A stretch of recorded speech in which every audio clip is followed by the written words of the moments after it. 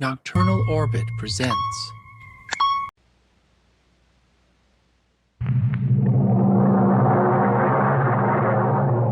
Adventures in time and space, told in future tense.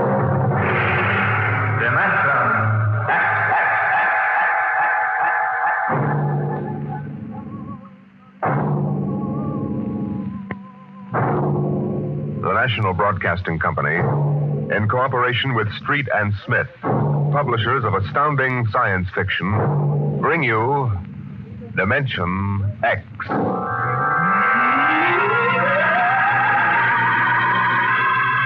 This is the story of the second expedition to the planet of Landro. I am recording it for any future expeditions which might land on this God-forsaken sphere, in the hope that they may learn from our tragic example. As I write, there are 2 of us left. 2 out of an original complement of 180 men. One of us, myself, will be dead in less than 27 minutes. As for the other, heaven have mercy on him. This is how it happened.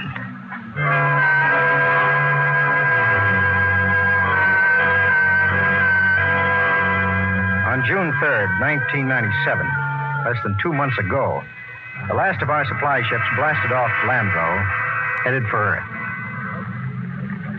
Well, there she goes.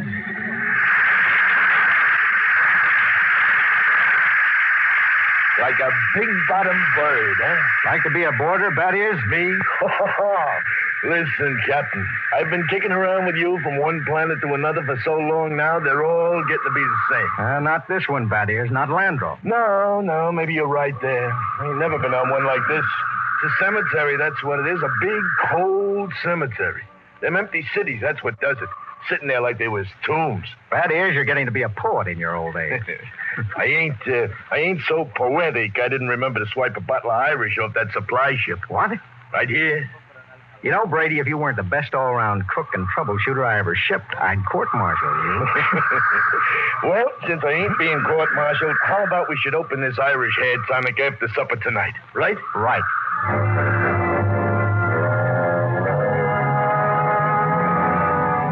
We walked back to the cluster of plastic huts we call the base.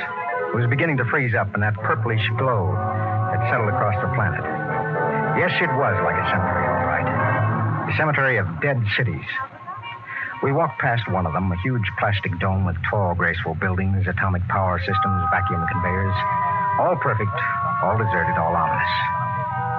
How had it happened? Nobody knew for sure. But the best guess was that the plague had frightened the original inhabitants of the planet so that they had piled into rocket ships and headed for some distant planet. I often wondered why a civilization so advanced as Landro could not find a serum to beat the plague. Well, maybe the Aborigines back in the hills knew the answer. Those strange, ugly little people who had taken to the caves the day we landed. All we knew of them was what we found in the anthropological report of the expedition, which preceded ours, and an occasional glimpse by someone on a hunting patrol. When I reached my shack, Morgan, the expedition surgeon, was waiting for me. He was sweating like a pig, and it wasn't the heat because my shack was as cold as a grave. Good evening, Captain Warren. Well, what brings you here? It's Doctor? a matter of the serum, sir. What about the serum? It's just that, well, it's no good. No good. It's too cold. 10 years too cold. Didn't you examine it? Yes, I did, but, well, my eyesight has been failing lately. Well, are you aware, Doctor, that the last supply ship has returned to Earth? Do you know we'll have no more contact for 2 years? Well, I must have misread the label, sir. Dr. Morgan, just how long do you give us? Well, the present immunity will last a week or so, and then it's just a question of time until someone picks up the plague. After that, a month. 2 months at most. Do you have any thoughts as to how we might save ourselves? no, sir, I'm afraid not. What about the natives? They don't die from the plague. They must have a treatment for it. If they didn't, there would be no natives. Would you be willing to go on an expedition to the hills to find out? Right now, Captain, I'd be willing to do anything. Absolutely anything. I'm truly sorry, sir. You're sorry. Dr. Morgan, would you mind telling me how it feels to murder 180 men? 181? Including yourself?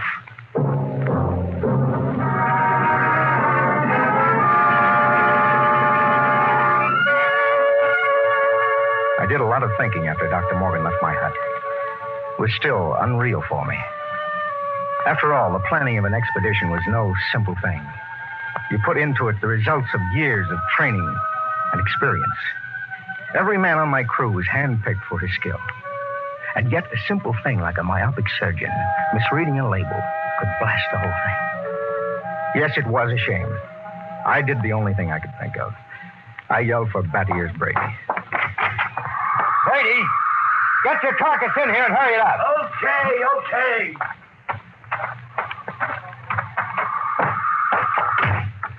What's up? Sit down, Battiers. You got trouble, Ira? We got trouble. What? The serum's no good. What? Morgan forgot to check it. It's 10 years too old. Holy jumping snails. You're going to court-martial? Well, it wouldn't do much good. We'll all be dead pretty soon unless somebody figures something out. Why did they send these civilians with us? Well, it was a mistake. Anybody can make a mistake. Only this was a big one. Ira, what are you going to do? Well, there's only one chance. One chance in 10 million. What? The natives. Them cave rats, what good can they do us? They don't get the plague. So? So maybe they know a cure. Oh, listen, those gimpos don't know nothing. Take it from me. It's the only chance. Okay, let's get a few of them and beat it at them. That's why you're here. Shoot. How'd you like to come along on a little expedition up to the cave country? That's a good way to die young. We die young anyway. Okay, what's the pitch? Now, we don't dare let the rest of the camp know. It would knock our morale to pieces. Who's going? You, me, the doctor, and Faulkner. Faulkner? Listen, Ira, he's worse than the doctor. Well, I know he isn't exactly the man for a hunting trip, but he knows more about the native culture than anybody here. Now, he's the only one who's completely familiar with the records of the first expedition. Okay, so it's me, you, the doc, and Faulkner. When do we start? Tonight, in half an hour. Now, we should reach the cave country by tomorrow. With luck, we'll be able to find natives before night. And then the fun starts.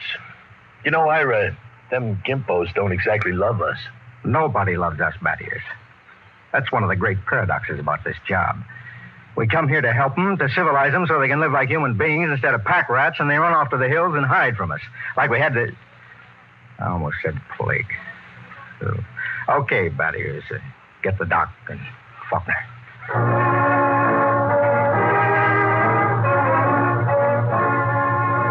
Benny Faulkner's body was small and consumptive. But he had a good brain. He was the best anthropologist the Interplanet Institute could recommend. He and Dr. Morgan were the only two civilians on the expedition. The rest of us were all Army or Space Patrol. And we hadn't been marching very long before Benny's frail constitution began to show signs of wear and tear. What's the matter, Benny? It's nothing. Just the dust. I'm allergic to dust. You hear that, Ira? He's allergic to dust. We better call off the expedition, huh? Easy, Battiers. Yes, sir. Want to rest a while, Faulkner? It's okay. I can make it. Well, we should be in the cave country in an hour or so. It'll be daybreak then, and the going will be easier. How about you, Doctor? I'll make it. Okay. Let's go. Ira, What is it? don't look now, but very slowly turn your eyes to the right and look behind that big yellow rock. Okay. You see anything? No. Keep looking. Don't stop walking or let on. Okay. There. Look like a shadow or something. It's one of them gimpos. He's been following us now for almost an hour, dodging in and out behind rocks. I think there's more of them, too, but I couldn't swear. Well, anyway, they know we're coming. That's for sure. What do you think? Should we bring one in? Not yet. We don't know how many of them there are. Just pretend you don't see them. And above all, tell the others to show no signs of fear. As nothing will start these simple-minded cavemen like fear.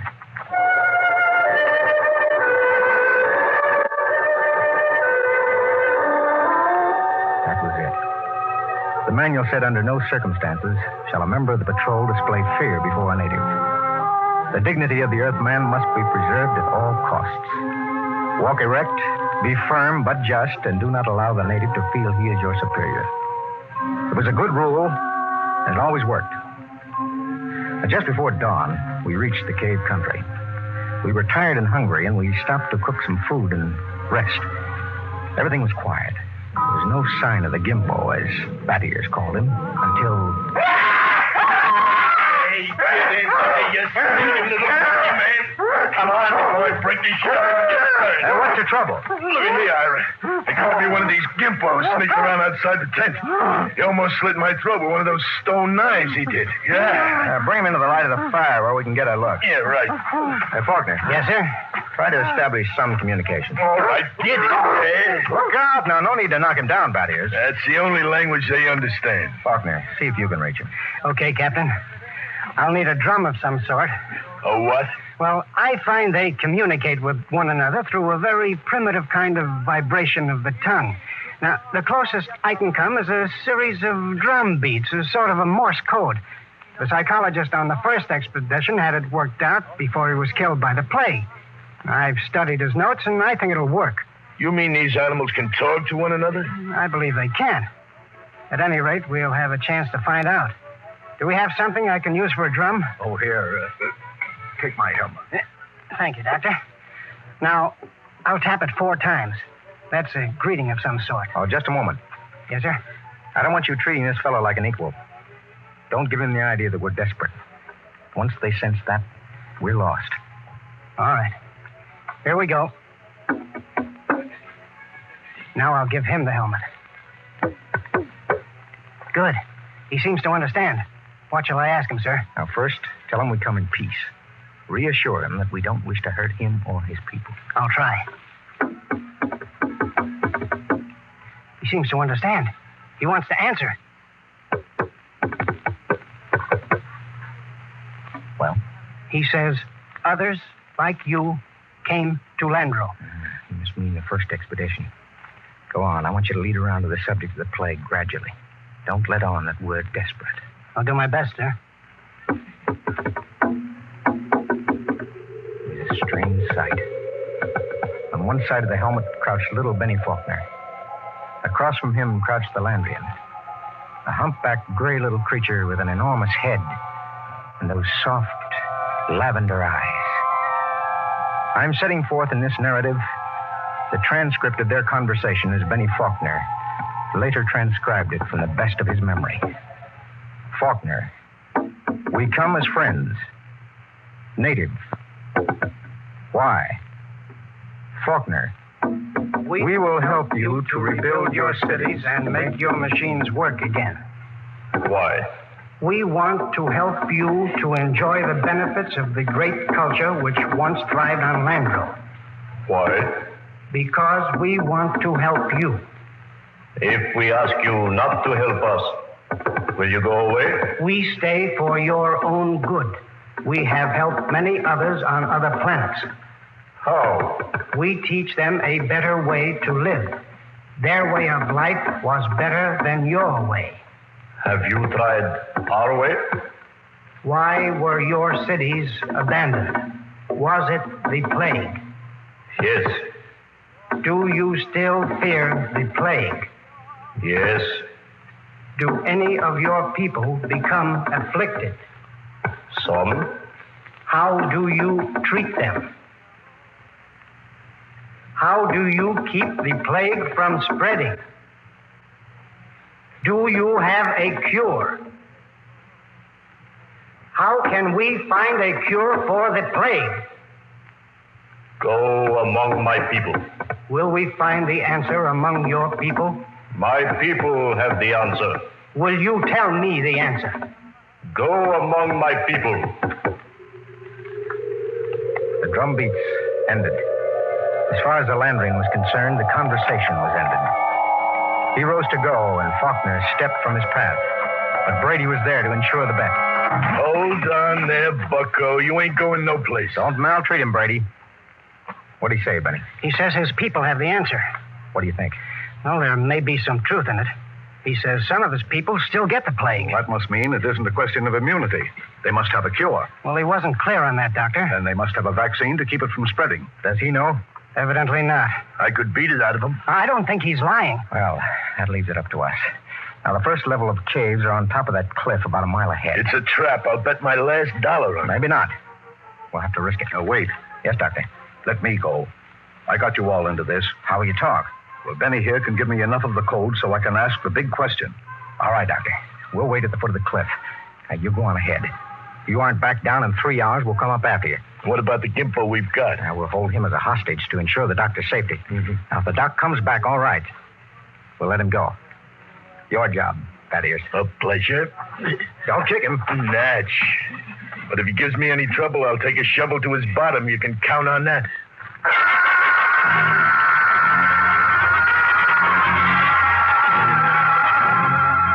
Dr. Morgan about an hour to pick his way up the side of the cliff to the first of the openings where the Landrians lived. He waved to us before he entered the mouth of the cave. And we waved back. Then we settled down to wait. It was a long, long wait. 8 o'clock. He's been up there more than 3 hours, Ira. We'll give him a little more time. It's getting colder. And keep the fire going. You'd think we'd have heard something by now. If they was going to knock him off, I mean. Oh, not necessarily. Wait. Look. Up on the cliff. That's the doctor. What's he running for? I don't know. He looks scared. Crazy fool. If he don't look out... Doctor! Dr. Morgan, look out! Look out!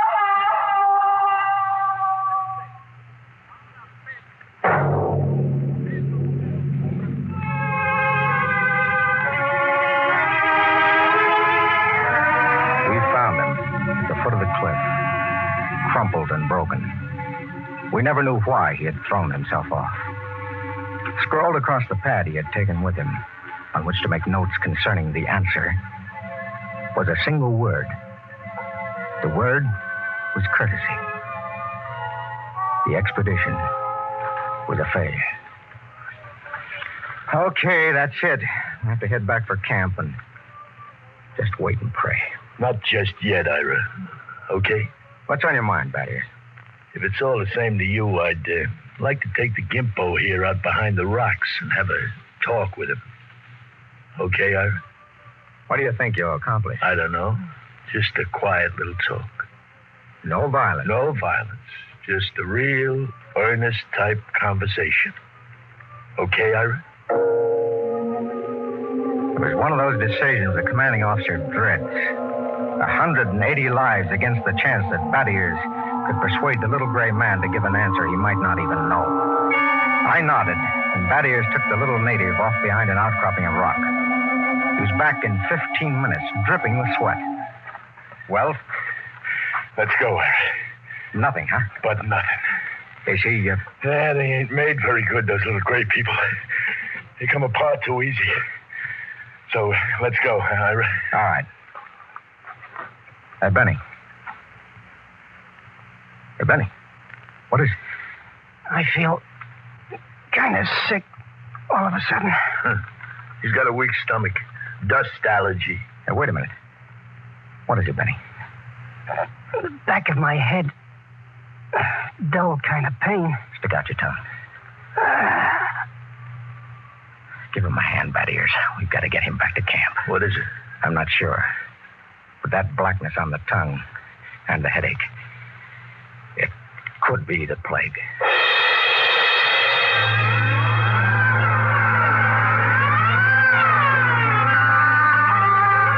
By the time we got Benny Faulkner back to camp, he had the red spots on his body. And then the fever began to rage. It was a plague, no mistake about it. Before morning, Collins, the supply sergeant, had it. Then it was Peabody. After that, the men went down like 10 pins. They screamed and moaned. And then they died. Come. Hello, Thaddeus. Ira? Have a drink. It's the last of the cough medicine. Yeah. Oh. Tired. Oh, man, I've never been so tired. What's your count? We lost 6 more today. 6. That makes 29 dead. 29 in less than a week. It's them stinking natives. They put the whammy on it. All right, take it easy. Easy. I'd like to take a machine gun up to them hills and knock off the whole bunch up. How's Benny? Now, that's a funny thing. I went into his tent this morning figuring sure he'd be dead by now. Instead, I see his fever is down a couple of points. That's amazing. Usually gets him in a matter of days. Faulkner's been hanging on for weeks now.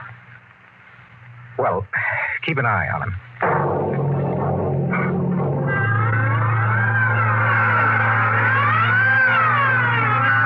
It was a nightmare of eternity after that. A ceaseless round of caring for the stricken, of helping with the graves, of writing in the book the names of those who died. Sleep came in snatches or when we were so exhausted we couldn't stand.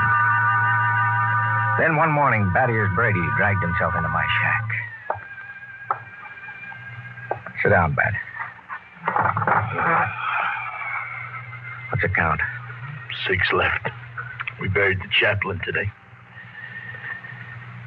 You got a cigarette? Yeah, sure. How's Faulkner? I don't get it. Still alive? He's getting better. He's sitting up. Holy mackerel.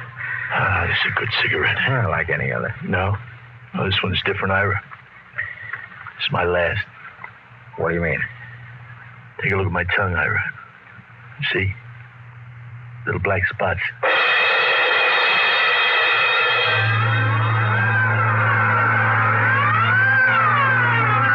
Somehow, I managed to get him into bed. He was already raving when I gave him the last of the morphine. It was incredible. Big, brawling Bad Ears Brady, a tower of strength, lying sick and whimpering on a cot. I went out on the moors to think. The sun was a dull red glow. Cold breeze whipped up. The planet of Landro was an emptiness. I thought about Bad Ears and Dr. Morgan and Benny Faulkner. Why should Faulkner, of all of us, recover from the plague from which no man recovered? I turned and went back to see Benny Faulkner. Hello, Captain. Hello, Benny. How are you? Good. Got up and walked a couple of steps today. How goes it? Brady's down. Oh. Listen, Benny. There must be some reason why you survived the virus. Well, how about you? Why didn't you ever even get it? I give it time. What can I do? I want you to tell me everything you know about yourself, everything you can remember. But why? Because somewhere in your makeup is some little thing that makes the difference. At least I can leave a record for any future expedition that comes to Landro. Okay? Okay, Captain Moore. Where do you want me to start? At the beginning. Now, I'm going to take notes. Well, I was born on the 2nd of July in 1971. My parents were ordinary people. My father was a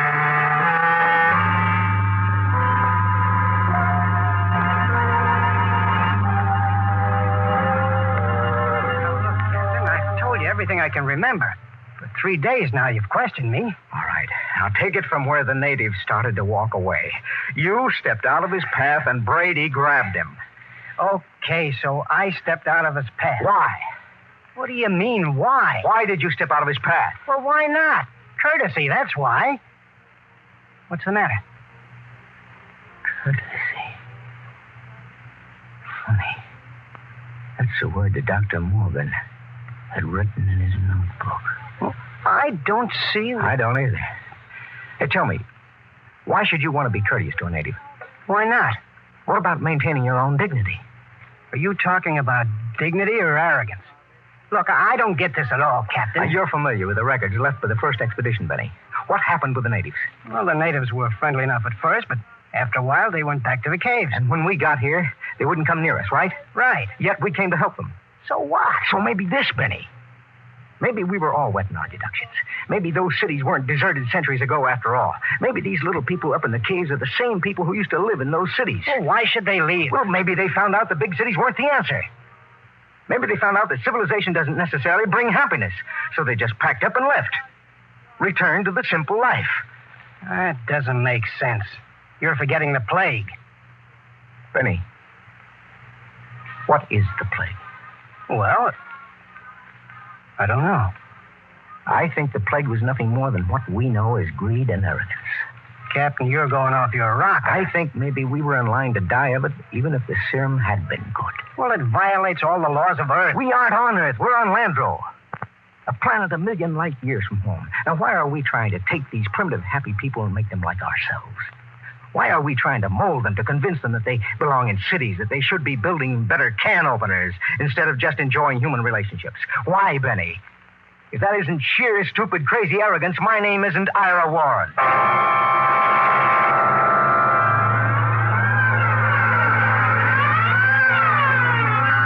other four went that night.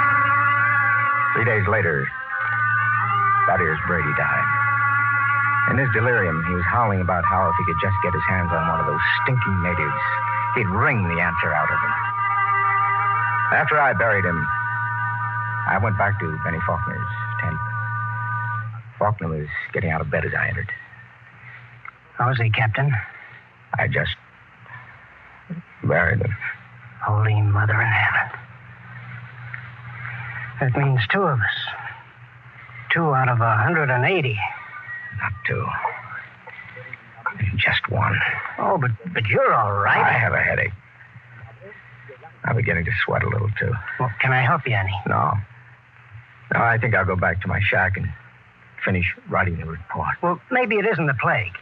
No, Benny, I've seen it too many times to kid myself about it. Look, Captain, you don't believe that junk about courtesy, do you? I mean, that stuff you were talking about the other night? That's a lot of nonsense. You must know that. Holy mackerel, Captain. You can't believe it. You can't. Good night, Benny. I think I'd like to be alone for a while. Okay. Good night, Captain Warren.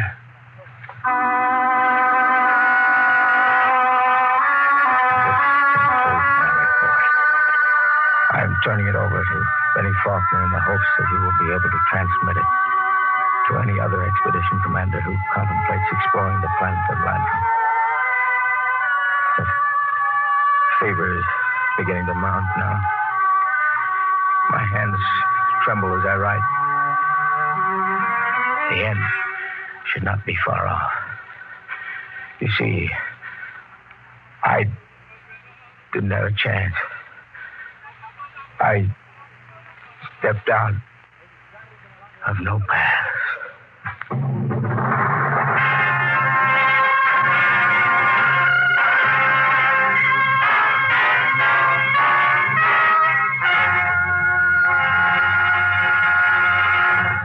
You have just heard another adventure into the unknown world of the future. The world of Dimension X.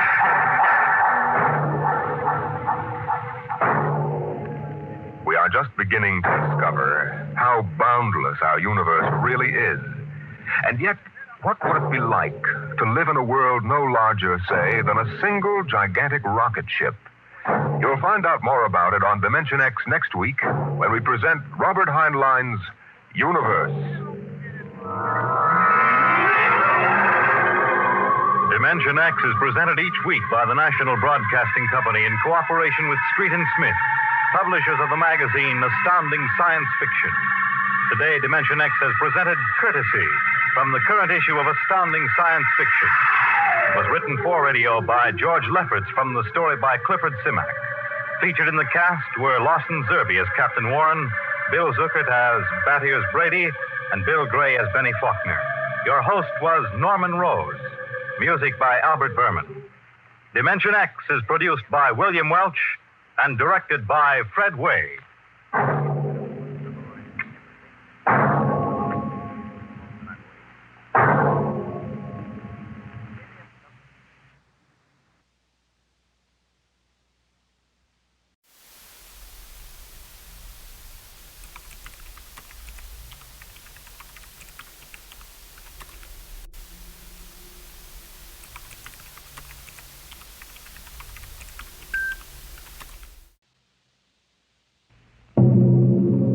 Adventures in Time and Space, transcribed in future tense. Dimension X.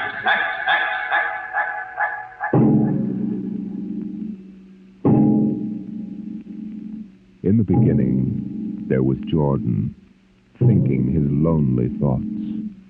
Out of the loneness came a longing. Out of the longing came a vision. Out of the dream came a planning. And out of the planning came decision. Jordan's hand was lifted, and the ship was born.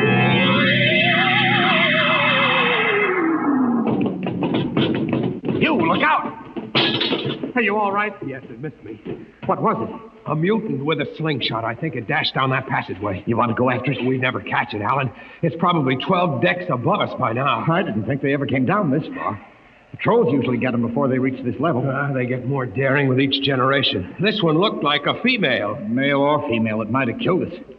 I told you this trip was pure foolishness. Climbing 24 deck levels to hear a crazy old man rave. We're almost there now. Compartment X15, level 24. This is the place. This area smells as if it hadn't been visited by a sanitation crew for generations. Part of the ship is almost deserted.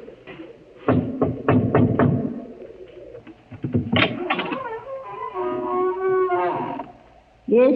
This is the compartment of John the Witness. Who are you? My name is Hugh Hoyland. I'm a cadet from the scientist barracks. This is my friend Alan Mahoney. What do you want of John the Witness? Only to talk. Are you a believer in Jordan? Naturally. I have heard that there are those among the younger scientists who doubt the word of Jordan. To doubt is death. We're not heretics. Enter. I have brought a gift of tobacco, grown on the richest level.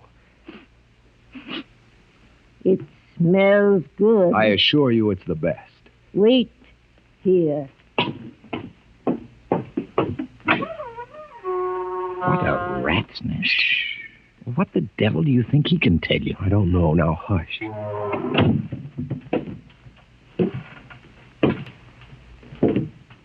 Well? You are John the Witness? I am. Good eating to you. I am Hugh Hoyland. This is my friend Alan Mahoney. What brings a gentleman of the scientist class to my humble apartment?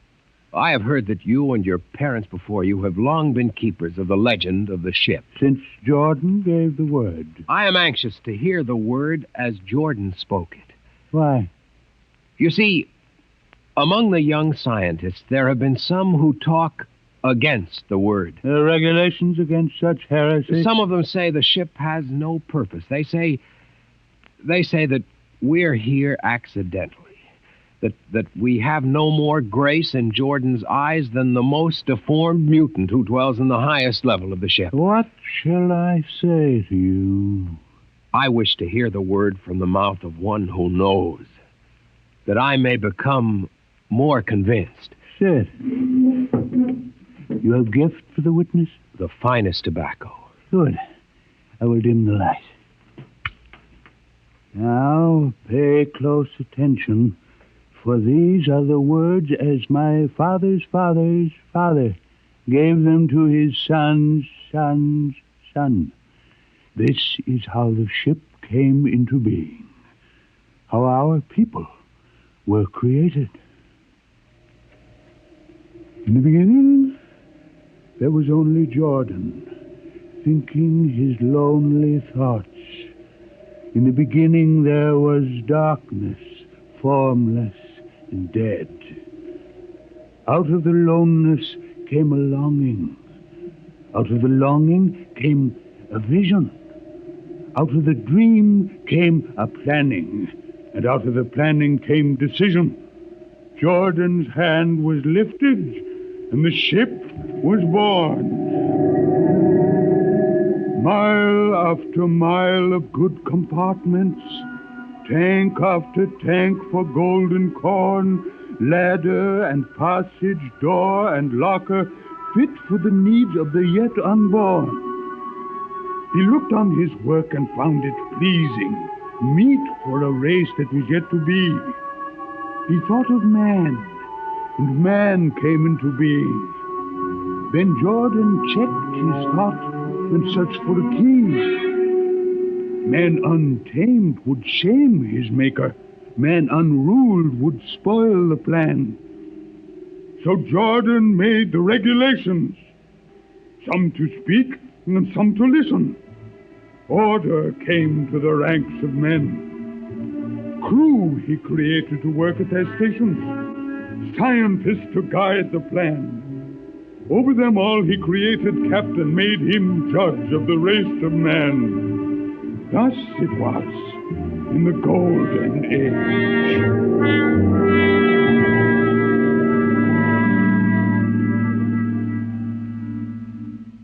These are the true words? As my father's father taught them. But what of the strange beast-like people on the upper levels of the ship? Surely Jordan did not create them. Jordan is perfect. All below him lack perfection. You have heard of the legend of Huff? I have heard that he mutinied against Jordan. Darkness swallowed the ways of virtue. Sin prevailed upon the ship. And before wisdom prevailed and the bodies of Huff and his followers were fed into the converter, some of the rebels escaped and lived to father the mutants. They are tainted with the sins of their fathers. One more question, witness. Speak. What is the ship? The ship is a great sphere, 25 kilometers wide and 100 levels deep. I know that, but what about the upper levels? The regulations forbid us to venture into the upper levels, but it is said that beyond the levels of the mutants lies the forbidden place where Jordan's spirit prevails. So I've heard. But something troubles me. Something which prompted my coming here. Yes, my son. What lies beyond the ship? What? What lies beyond the ship? This is heresy. Answer me. I will not permit such talk.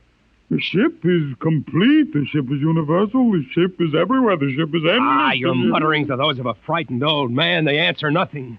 You question the word? I think you lie. Hear me, Mr. Highland. For what you have already said, I can have your body fed to the converter.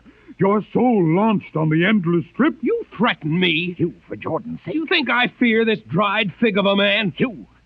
Sir, my friend is impetuous. He doesn't understand. I might be persuaded to forget a substantial gift. You pig. You. Come on, Alan. The sight of this so-called holy man offends me. No, you shall not leave. Look, don't try to frighten me with a gun, old man. Remain where you are, heretic. I warn you, put down the gun. No. No closer. Drop it. Very well, then. Death to the heretic. Alan, get him! Is he dead? I don't know. Come on, Hugh. We've got to get out of here. Now where? We can't go back. They'd feed us into the converter. What's that? The old woman must have turned in an alarm. Come on, the patrol will be here in no time. Where can we go? The upper levels. But the mutant. We'll have to take our chance. Listen, that's the patrol we've got to climb. There's a hatchway. Down the corridor. Quickly. Halt! Halt, do we fire? Up the ladder.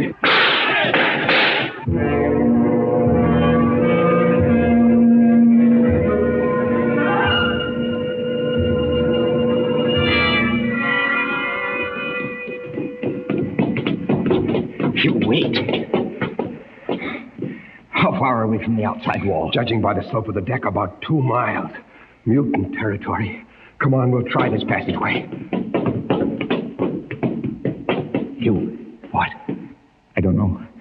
I feel as if we're being watched. It's your imagination. Perhaps not. Oh! It's only a ship's rat. Get a grip on yourself. It's as big as a dog. Come on. I can't drag myself much further. We've got to find a compartment with water. Oh, if only you hadn't asked him that stupid question. There's no use going over that. Why did you do it? Why? Alan, I've been thinking about it for a long time. And when he began to give me those stupid pat answers, well, I just saw red, I guess. But who are you to question the ways of Jordan? When you asked me to go with you to visit the witness, I thought you wanted spiritual help. I never dreamed I'm that sorry, Alan. I couldn't foresee this. I didn't know what... Wait a minute. Oh, what? Another shipwreck? No. I thought I saw something move near that bulkhead. I didn't see anything. Maybe my eyes are going bad still. Listen. You mad? Alan, look out!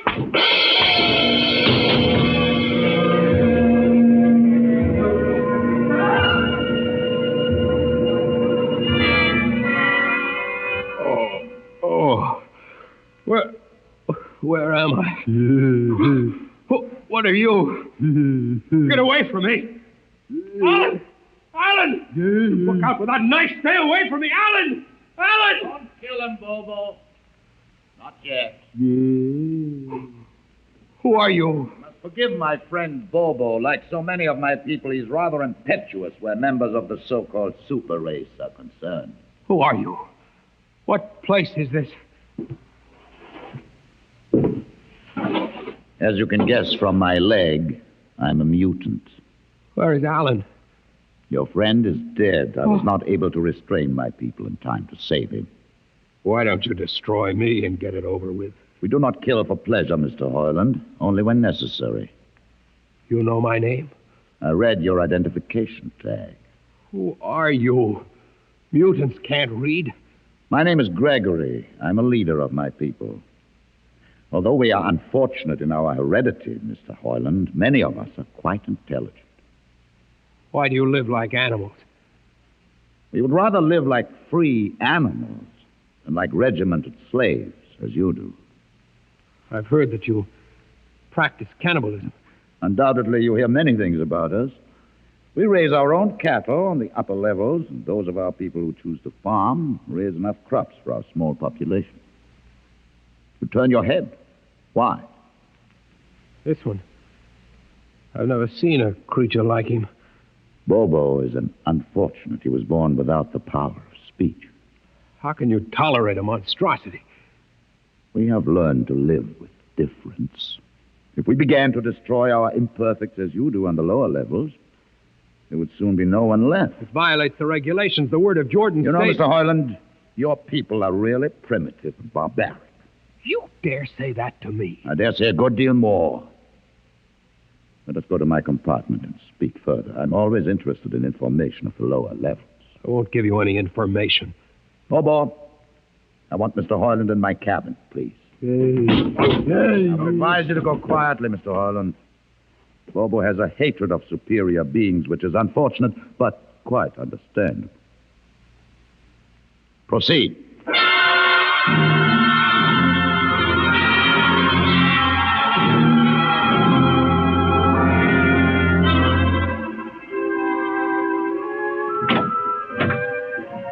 Enter, Mr. Hoyland. This is where you live? Yes. But you have books. Stolen from your libraries, Mr. Hoyland. Compton's Astrophysics. The Philosophy of Interstellar Navigation. Celestial Mechanics. You have read these? Most of them. Why did you bring me here? What do you intend to do? Do you believe in Jordan, Mr. Hoyland? There is no other belief. And the trip? I suppose you believe in the trip, too. Well, what else is there to believe? When you die, your remains are fed to the converter, and your soul makes the trip. And where does the trip take you? Why, to Centaurus, of course. Huh? And what is Centaurus? Why, Centaurus, mind you, I'm just telling you the orthodox answer. Centaurus is where you arrive when you've made the trip. A place where everything is happy and everybody's happy and there's always good eating. It's mythological, of course. And you believe this? The peasants believe it, literally, but many of the younger scientists like myself know that it's figurative, symbolic. Why do you ask? Didn't it ever occur to you, Mr. Hoyland, that the trip is exactly what your peasants believe it is? That the ship and all the crew were actually going someplace, moving? The ship can't go anywhere. It already is everywhere. Imagine a place bigger than the ship, much bigger, with the ship inside it, moving inside. But there can't be any place bigger than the ship. There wouldn't be any place for it to be. Oh, for heaven's sake. Listen, you know the lowest level? Yes. If you started digging a hole in the lowest level, where would that hole go? Where would that hole... Hold on. No, it's forbidden to think such a thought. Where would it go? No, I can't think about it. Bobo. Bobo, we're going to take Mr. Hoyland to the place. Where are we going? To the top level. But it's certain death. Nonsense. I've been there 1,000 times. Come along. No, I won't. You can't make me. I think we can. Now, shall we proceed peacefully, or shall I have Bobo persuade you?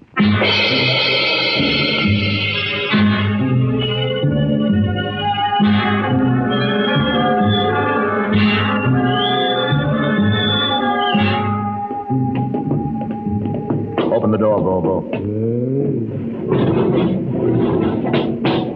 Inside.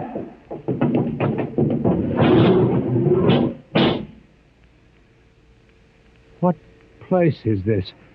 This, Mr. Hoyland, is the main control room. Why, Mr. Hoyland, you're trembling. It isn't true. There is no such place except in mythology. Oh, you younger men are so wise, Mr. Hoyland, except for one thing. This happens to be the main control room of the ship. But it's nothing but a huge room with an instrument panel. What did you expect? How do you know this is the main control room? See these instruments? Using them, the navigator, many hundreds of years ago, actually steered the ship on its voyage. I don't understand. I didn't suppose you would. Your people have been so steeped in superstition and ignorance that the whole concept has lost its meaning. Sit in that chair. Don't be frightened. Sit down. Very well. Look up. What do you see? Nothing but a huge shield. Watch it for one moment, Mr. Hoyland. You are going to see something that few of us have ever been privileged to witness. Something so dazzling that you may find it hard to accept at first. But it is there. It is a reality. And ultimately you must accept it. What are you doing? I'm dimming the lights. Don't be frightened. Keep your eyes focused on the shield above us. Ready? Watch. The shield. It's sliding back. Ghost of Jordan. Well? What am I seeing? The universe, Mr. Hoyland. The universe in all its beauty. The stars, the planets, the suns, the moons, and the constellations. This is your heritage, Mr. Hoyland. The heritage you've been too stupid to see. But it can't be. The ship is the universe. There is nothing but the ship. Ah, but there it is. You see it before your eyes, spread out like a canopy of glory. You still deny it? Answer me, Mr. Hoyland. Do you deny it? No, I can't. They lied. They lied to us.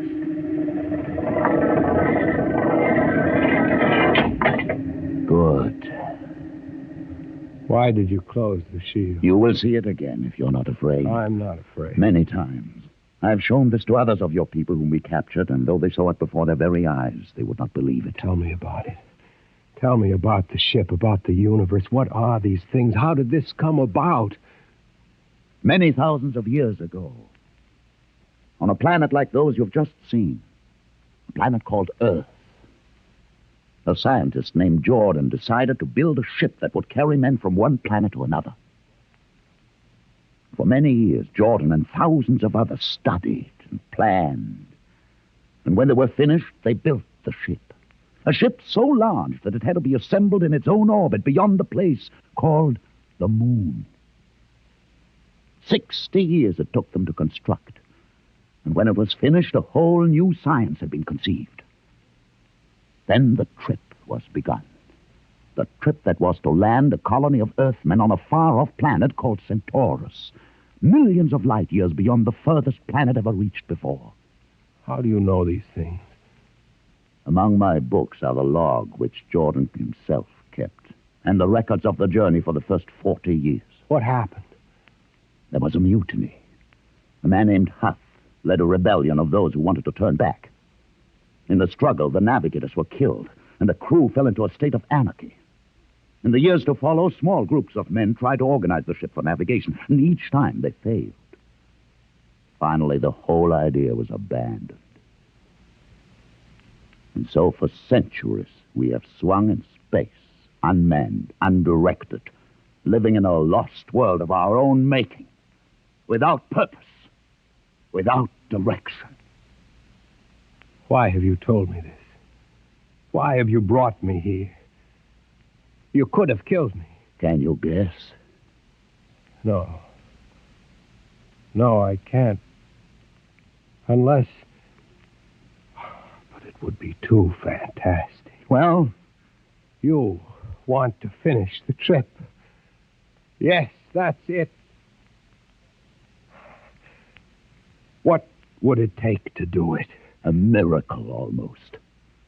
The crew would have to be trained. Many people, each skilled in a certain duty. Couldn't you train your own people? We are too few. Besides, the main drivers in the lower levels where my people are forbidden to go. No. It would mean that both our peoples would have to work together. Our differences encouraged rather than denied. It can be done. You showed me. You can show others. I can show them. Can you? I'll see the captain himself. I have an uncle on the central board. I'll tell him what I've seen here. And do you think he'll believe you? Send one of your people with me. That's asking a good deal. I'm risking a good deal by going back. Very well. Bobo will go with you. He can't talk. There will be no need for talk. I will write a message guaranteeing safe conduct for a group of unarmed scientists to visit the main control room. Bobo will take you safely through our territory. What happens when you reach your own level is up to you.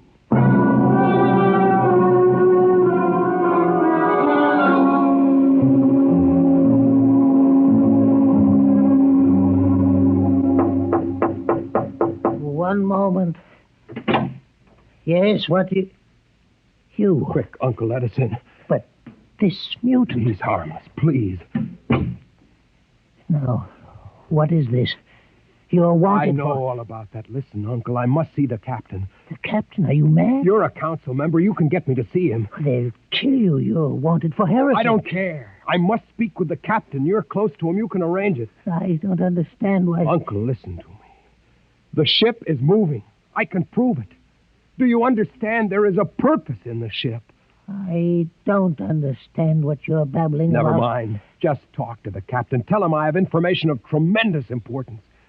Tell him I've arranged a truce with the mutants. A truce? Here, show him this paper signed by their leader. Do it, Uncle, for my sake. I don't know. Please, Uncle. If I'm to die, let this be my last request to you. Very well. I'll speak to the captain. I'll try.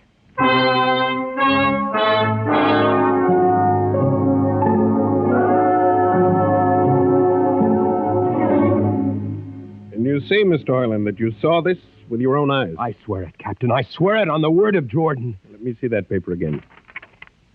What do you think, Commander Erst? I don't know, sir. It might be a trick. I guarantee you safe conduct. If these things are as Mr. Hoyland reports them, it would pay to risk a few lives. The man is a convicted heretic. Still, we mustn't discount his word entirely. He has a safe conduct. The mutant risked its life coming with him. I think we might investigate. You will do it? I'll have an expedition outfitted. Dismiss, Mr. Hoyland. Thank you, sir. Thank you. Captain, do you... Commander Erst. Sir. You'll make the necessary arrangements for an expedition. I trust you understand. Perfectly, sir. Perfectly.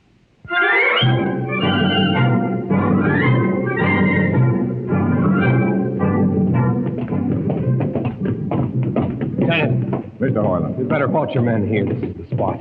Patrol, halt. I see no welcoming party of mutants. There will be none. Their leader will meet you inside the main control room. You don't say. And just where is this main control room? Beyond that door. I see. All right, men. Ready arms. Why do you ready arms? In case of ambush. Ambush?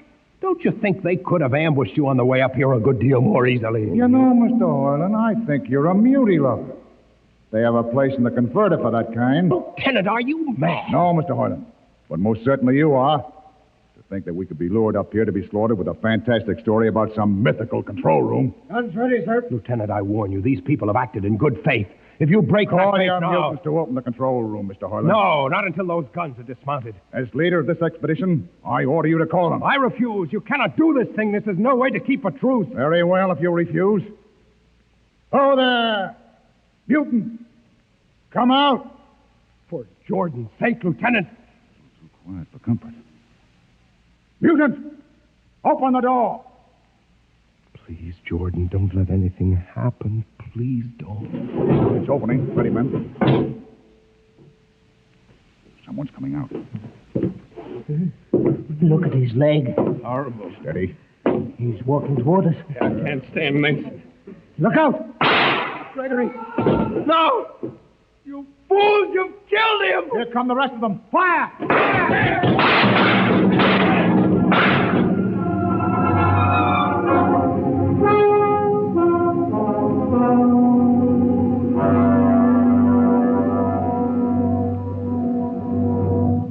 That should teach them a lesson they won't forget. All right, men. Inside the room. Orland, you're under arrest as a conspirator in this ambush. Ambush, you fool, you blind, stupid fool. That'll be enough. Have you been inside this place before? Yes.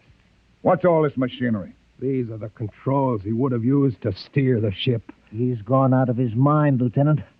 Steer the ship? Who? The leader.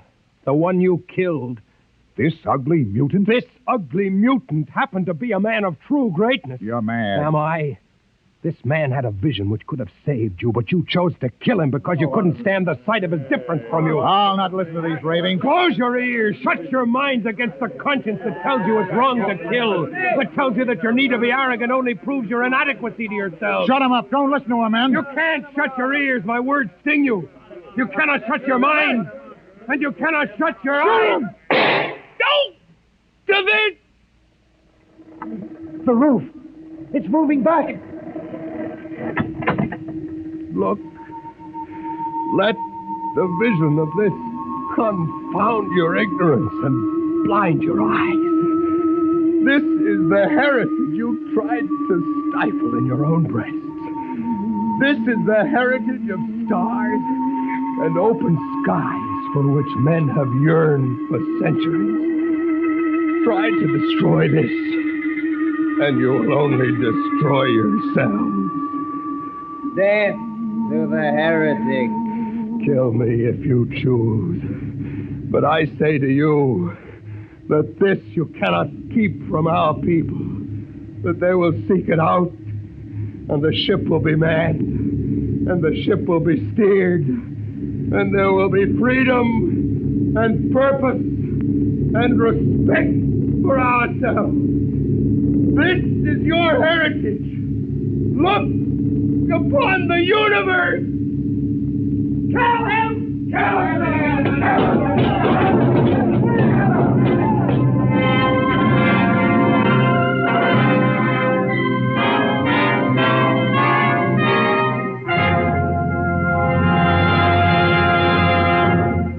You have just heard another adventure into the unknown world of the future, the world of...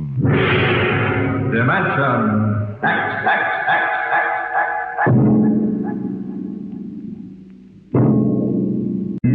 Today, Dimension X is transcribed Universe, written for radio by George Lefferts and based on a story by Robert Heinlein. Featured in the cast were Mason Adams as Hugh and Peter Capell as Gregory. Your host was Norman Rose. Music by Bert Berman. Engineer Bill Chambers. Sound created by Manny Siegel, Max Russell, and Wes Conant. Dimension X is produced by William Welch and directed by Edward King. Ed Archie Gardner tangles with Tallulah Bankhead on The Big Show.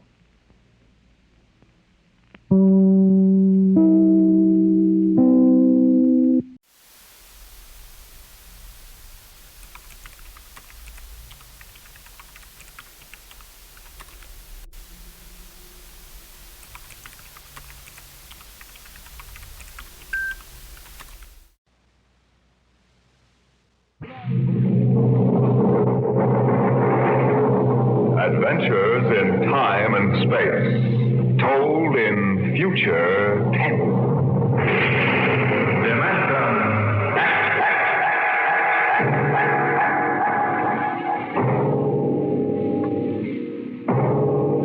The National Broadcasting Company, in cooperation with Street and Smith, publishers of astounding science fiction, bring you Dimension X.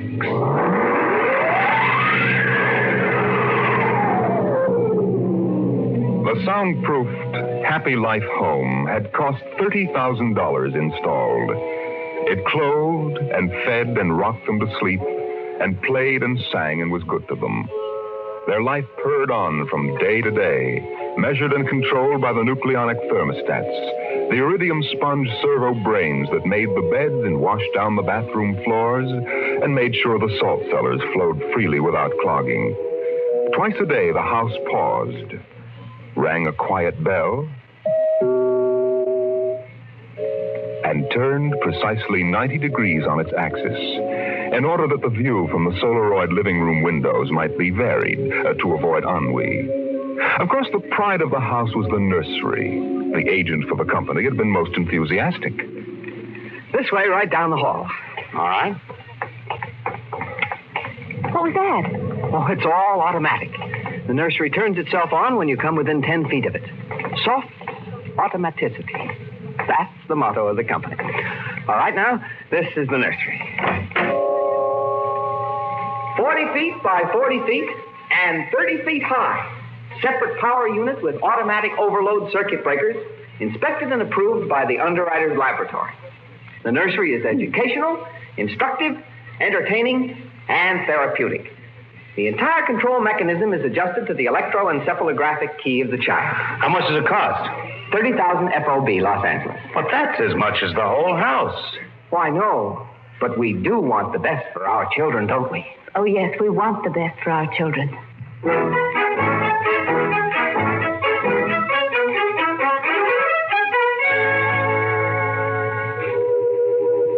And it was the best.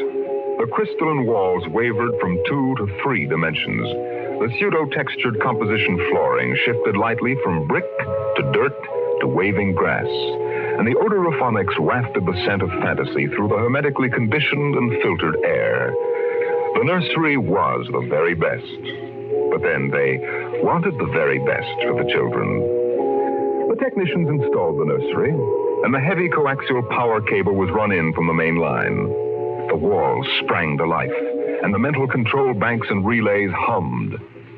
All right, Peter and Wendy, this is your nursery. What's so special about a nursery, Dad? Plenty. You just go in and see. Oh, do we have to? It's so big. You promised you'd play ball with me outside, Pop. Go on, kids. Try out the nursery. It's better than any old yard. Oh. Go on in, dear. You'll be surprised. Gee. Go ahead, Wendy. I'm scared. I'm not. Hey, it's nice in here. It is? Come on in, Wendy.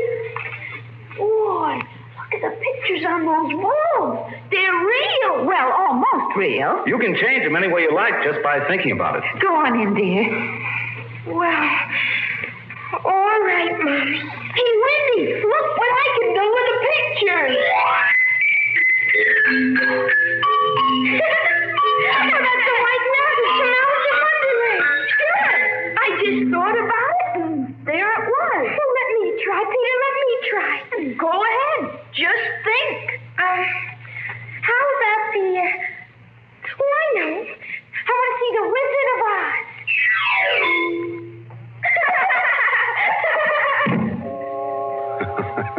Well, dear, there we are. They like it, don't they? Well, why shouldn't they? All they have to do is think, and they've got whatever they want in 3 dimensions. Color, sound, and smell. Oh, think what it would have been like to have a nursery like that when you were a kid. It's nice that we can give them all the advantages. Why, sure. What else are we working for, huh? Right.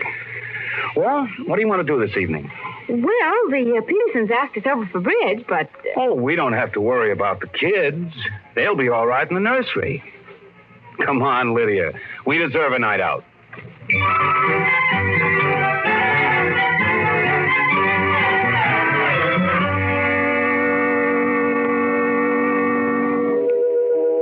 And in the nursery, the walls were a kaleidoscope of time and space and imagination. The green forest of Sherwood and quiet forms of Robin and his merry men gave way to the roll of the high seas and the smell of salt in the air as Sir Henry Morgan sailed into the harbor at Jamaica. It's my turn now, Peter. You've got to be fair. It's my turn. Dorothy and the Wizard of Oz followed the yellow brick road round the nursery walls.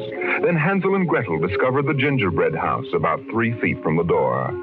And from a high tower that stretched into the clouds, the little lame prince sailed out over his kingdom.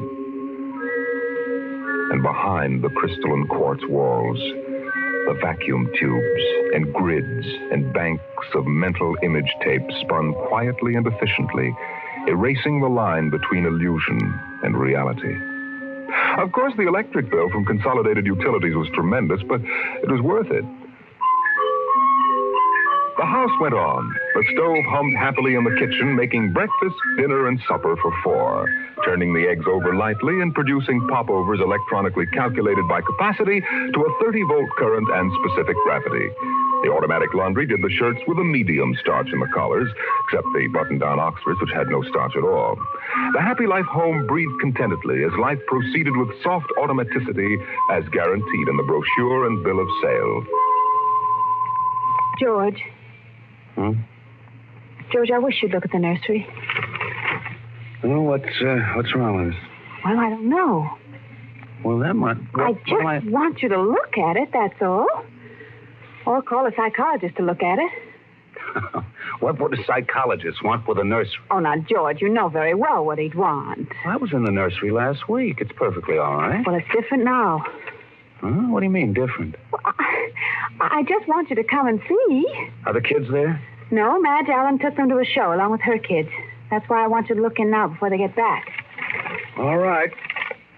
What you expect me to do, I don't know. I'm no mechanic. This isn't a question of a leaky faucet, George. All right, dear, I'm coming. The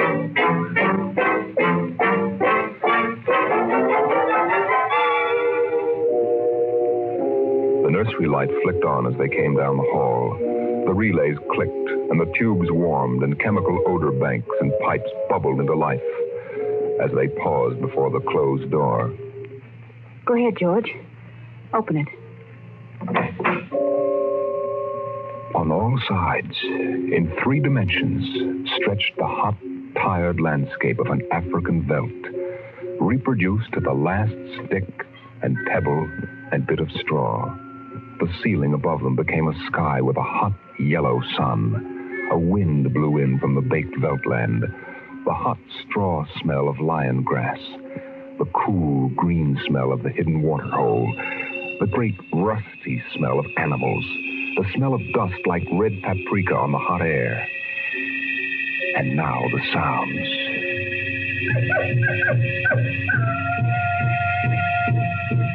The howl of the jackal in the distance, the thump of distant antelope feet on grassy sod, and the papery rustling of the great vultures that wheeled and circled under the yellow, burning sun. Oh, let's get out of this sun. It's a little too real. Oh, no, George, you promised you'd look around. Well, I don't see anything. Now, wait a minute. Look, there are the vultures. Filthy creatures. And there are the lions. Far over that way. Yes, I see them. They're on their way to the water hole. They've just eaten. Eaten? Yes, I can't see what. The sun's too strong. Well, shade your eyes. It's some animal. A zebra or a baby giraffe, maybe. Can you see it? Are you sure? It's a little too late to be sure. Nothing over there but clean bone. Vultures dropping for what's left. George, did you hear that scream? What scream? Just now. Sorry, hon, no. Here come the lions. George, they're frightening. Take it easy, Lydia. They're just illusions. It was a miracle of mechanical efficiency. The lions prowling toward them over the tawny veldtland. A miracle of inventive genius. Every house should have one. the lions were 15 feet away. So real, so startlingly real, you could feel the prickling fur on your hand. Your mouth was stuffed with the dusty upholstery smell of their heated pelts. And the yellow of them was in your eyes, like the yellow of an exquisite tapestry. The yellows of lions and summer grass. The sound of the matted lion lungs exhaling on the silent noontide. And the smell of meat from the panting, dripping mouths. George, I'm afraid. They're so real. They're only an illusion, Lydia, that's all. Watch out! Out, quick, outside! Oh, George. Lydia, my poor, sweet Lydia. George, they almost got us. No. Take it easy. Calm down. Yes, but I could feel their breath. No. Get a hold of yourself, Lydia. They aren't real. Walls, that's all it is. Crystalloid walls. But they look so real. Yes, darling. Of course they do. But it's all dimensional color reactionary process and metal tape film behind glass screens. It's all odorophonics and sonics. Now, here, take my handkerchief. I'm afraid, George. Did you see? Did you feel? It's too real. No, Lydia. We've got to tell Wendy and Peter not to read any more on Africa. Yes, of course, dear. Do you promise? Sure. And lock the nursery for a few days. Oh, now, wait a minute, dear. Let's keep our sense of proportion. George, I want you to lock that place up. Honey, you know how difficult Peter is about that. I punished him last week by locking the nursery for an afternoon, and he threw a tantrum, and Wendy, too. Honey, they live for the nursery. I tell you, it's got to be locked. That's all there is to it. Lydia, you need a rest. Oh, I don't know. Maybe I don't have enough to do. I have too much time to think. All I do is set the menu selector dials at the beginning of the week. But, honey, that's the whole idea. The house is automatic. I know. But couldn't we turn it off for a couple of weeks? Just a couple of weeks and take a vacation. You mean that you want to fry eggs for me? Yes, I do. And darn socks, too. I feel like I don't belong here. The house is wife and mother and maid. How can I compete with the African veldt? And you, George, you don't know what to do with yourself in the house when you're home. You're drinking too much. Am I? You feel useless, too. Yes, I suppose I do. George. Those lions can't get out of there, can they? Oh, of course not, dear. Now, don't think about it anymore.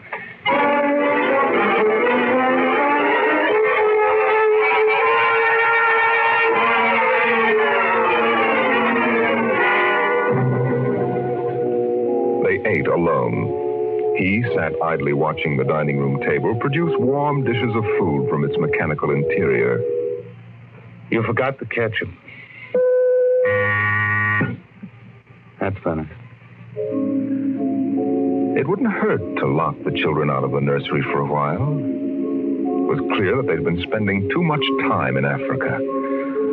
Oh, that sun. He could still feel it on his neck like a hot paw. And the lions, the smell of blood. Remarkable how the nursery caught the telepathic emanations of the children's minds and created a life to fulfill their desires. The children thought zebras, and there were zebras. Sun, death, and death. They were so young. But long before you knew what death was, you were wishing it on someone else. But this, the long, hot African veldt, the awful death in the jaws of a lion, and repeated again and again and again.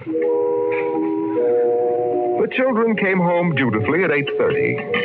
Hi, Mom. Hi, Pop. Hi, Peter. You want something to eat, Wendy? No, thanks. Well, we're just having dessert. We're full of strawberry ice cream and hot dogs. We'll just sit and watch. Sure. Peter, tell us about the nursery. Nursery? Yeah, it's all about Africa and everything. I don't understand. Your mother and I were just traveling through Africa with rod and reel. There's no Africa in the nursery. Oh, come now, Peter. We know better. I don't remember any Africa. Do you, Wen? Run and see, huh? Sure. I'll be right back. Wendy, come back here.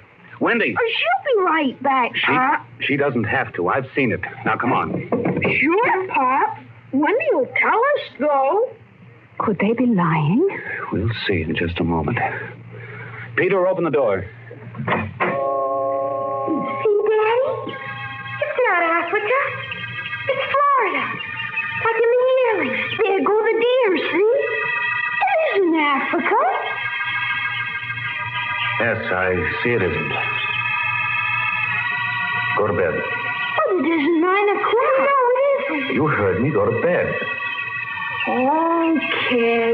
Night, Mom. Night, Pop. Good night. Good night, dears. I'll be right in. Lydia, wait a minute. Here, look at this. What is it? This is the corner where the lions were, isn't it? What's that you picked up? It's an old wallet of mine. There's a smell of hot grass on it.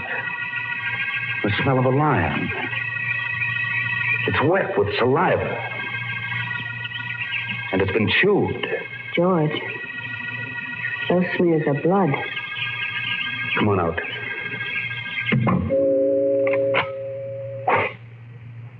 Now let's go to bed.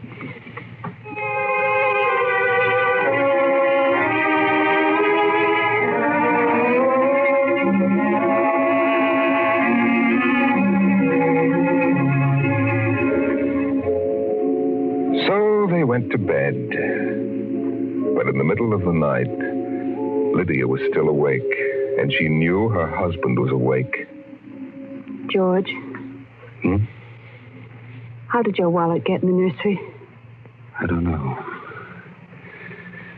Wendy must have changed the walls from the African veldt. Honey, I'm going to keep it locked. Maybe it isn't good for the children. It's supposed to help them work off their neuroses in a harmless way. I'm starting to wonder. We've given the children everything they wanted. My father used to say children are like carpets. They should be stepped on occasionally. We've never lifted a hand. They're spoiled. And we're spoiled. I think I'll have Dr. McLean come tomorrow morning and have a look at Africa. Yes, only it isn't Africa now. It's Florida and the yearling. I have a feeling it'll be Africa again before then. George, Wendy and Peter aren't in their room. No. They've broken into the nursery. Those screams. They sounded familiar. Did they? Yes, awfully. Oh, George.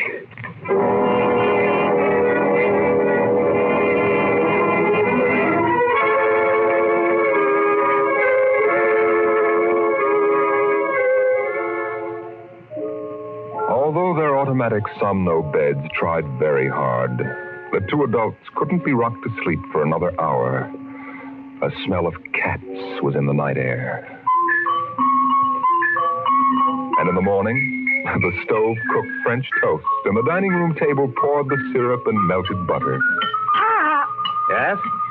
you aren't going to lock up the nursery for good, are you? That all depends. On what? On you and your sister? We feel that you should have some variety, dear. If you intersperse this Africa with a little Sweden or China. I thought we were free to play the way we like. Well, you are within reasonable bounds. Well, what's wrong with Africa, Daddy? Oh, so now you admit you've been thinking up Africa, hmm? I wouldn't want the nursery locked up ever. Well, as a matter of fact, we're thinking of turning the whole house off for about a month. Sort of camping out. You mean I'd have to tie my own shoes instead of having my shoe tire do it? And brush my own teeth and comb my own hair and give myself a bath? Well, Wendy, it would be fun for a change, don't you think, dear? No, it'd be awful. I didn't like it when you took out the picture painter last month. Well, that's because I wanted you to learn to paint by yourself. I don't want to do anything but look and listen and smell. What else is there to do? Oh, all right. All right, go play in Africa. Are you going to shut off the house? We're considering it. I don't think you better consider it anymore, Pop. I won't have any threats from you, son.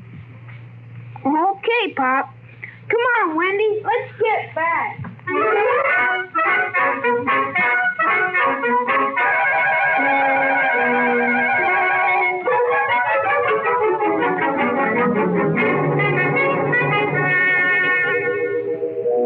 After breakfast, Dr. David McLean was announced by the audio knocker. And the dining room table, recognizing him as an old friend, poured an extra cup of coffee, light with 4 lumps.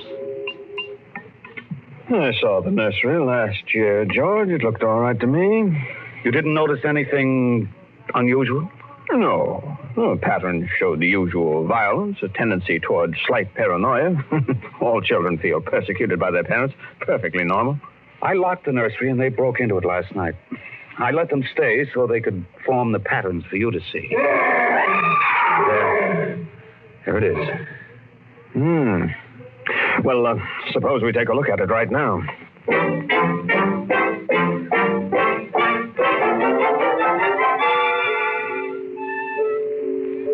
They entered without knocking and sent the children out. The screams had faded, and the lions were feeding quietly under the trees. Wish I could see what they're eating. Do you suppose some high-powered binoculars would... Hardly, no. How long has this been going on? A little over a month. It certainly doesn't feel good. I don't want feelings. I want fact. George, a psychologist, never saw a fact in his life. He knows about feelings, and this doesn't feel good. My advice to you is to have the whole room torn down and your children brought to me every day for the next year for treatment. Is it that bad? I'm afraid so. You know, that's why the nursery was developed originally, to let us examine the patterns left on the wall by a child's mind. But what is it? What's wrong with Peter and Wendy? Well, it's hard to say. I haven't punished them more than average, though I took away a few gadgets. Last week, I locked the nursery to show I meant business. George, you've let this room replace you and your wife and your children's affections. This room is their real father and mother. And now you come along and want to shut it. You can feel the hatred coming out of that sky. George, turn everything off. The nursery, the automatic kitchen, the whole confounded automatic house. Start now. But won't the shock be too much for the children? I don't want them going any deeper. Let's get out of here. I never liked these rooms. Gets me nervous. Those lions look real, don't they? I don't suppose there's any way that... What? That they could become real. Certainly not. Some flaw in the machinery, tamper. No. I don't imagine the room will like being turned on. Nothing ever likes to die. Even a room. I wonder if it hates me for turning it on. Paranoia is thick today. Hello. Is this your scarf? It's stained. Brown. Say, that's blood. That's Lydia's. Come on, the main fuse box is out here. Go ahead. Pull the switch.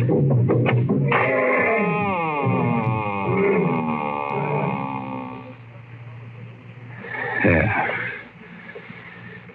It's off.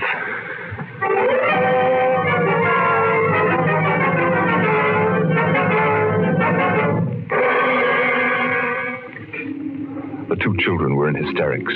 They screamed and kicked and threw things. They yelled and sobbed and swore and jumped on the furniture, weeping. It's off and it stays off. The whole house dies as of now. The more I see of the mess we put ourselves in, the more it sickens me. We've been contemplating our electrical, mechanical navels for too long. We need air. Fresh, unfiltered, unconditioned air. He marched around the house, cutting switches and pulling fuses. The stove was disconnected with a roast lamb in the oven and a flapjack still in the air. The heaters, the shoe shiners, the shoelacers, the body scrubbers and swabbers and massagers. He pulled the plugs and shorted out the controls, one after the other. The house became full of electronic corpses. It was a mechanical cemetery, so silent. None of the humming, hidden energy of the machines waiting to function at the tap of a button. And by the still dining room table, its radionic insides dead and currentless, Peter wailed at the house. Don't let them do it! Don't let Pop kill I hate you, Bob. I hate you. Peter, please. Insults don't get you anywhere. I wish you were dead. We were for a long while. Now we're going to start really living. One more, Daddy. Just one more. Oh, Wendy, one honey. more minute of the nursery. That's all. Just one more minute. George. George, it can't hurt, really. Oh, all right. Only shut up. 1 minute. And that's the end. Forever. Gee, thanks, Pop. Thanks. Then we're going on a vacation. Dr. McLean is coming in a half hour to help us out. Lydia, turn on the nursery. Now remember, kids, it'll be just for 1 minute. Oh, boy. Come on, Wendy. Come on. Thanks, Daddy. Thanks a lot. Just 1 minute, remember. Oh, where'd I put those suitcases? Lydia! Don't shout, George. I'm right here. Oh, did you leave them alone in the nursery? Well, I've got to get ready, George. Oh, that awful Africa. What can they see in it? Well, in an hour, we'll be on our way to Iowa. What prompted us to buy a nightmare like that? Pride, I guess. We had the money and we were foolish. I guess we'd better get them out of there before they get involved with those beasts again.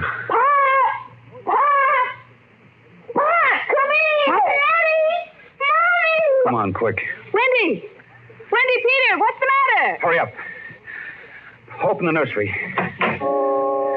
Wendy. Peter. Well, they aren't anywhere. Wendy! Peter? Peter! Oh. The door. Open the door. They've locked it from the outside. Peter! Peter, open up! Peter! Don't let them turn off the nursery. Now, don't get ridiculous, children. It's time to go. Wendy, open the door, dear. Let us out. Peter, open the door. It's time to go. Open the door. George, the lions. Peter, do you hear me? Open this door. They're all around us. George! Son, do you hear me? Let us out. George, look out. The lions are coming.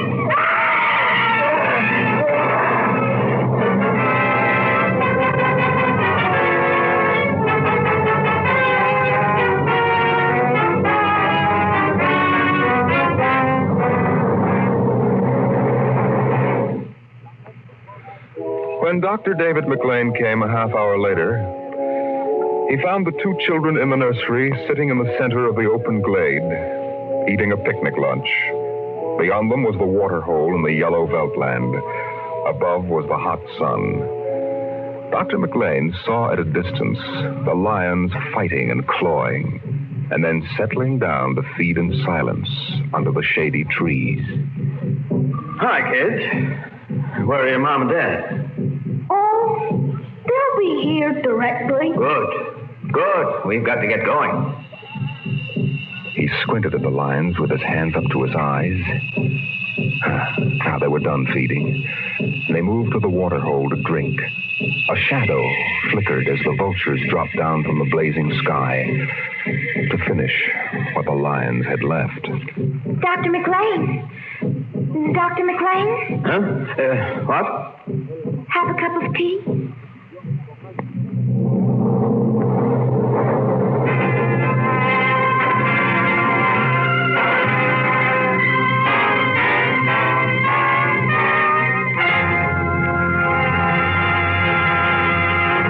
You've just heard another adventure into the unknown world of the future. The world of Dimension X.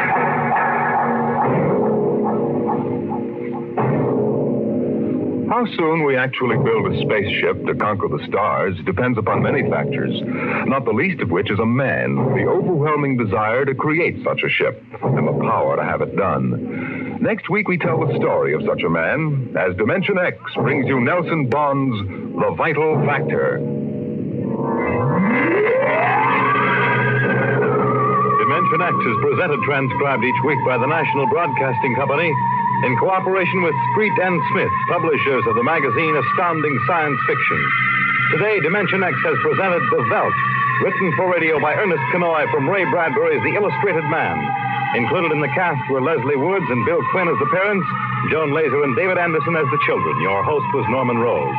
Music by Albert Berman. Dimension X is produced by William Welch and directed by Fred Way.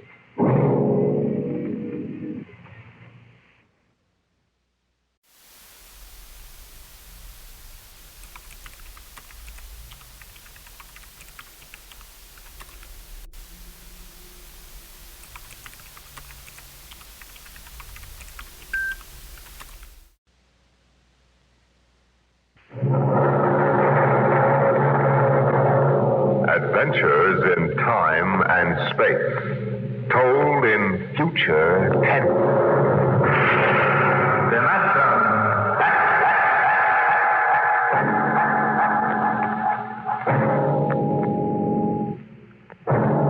The National Broadcasting Company, in cooperation with Street and Smith, publishers of astounding science fiction, bring you Dimension X.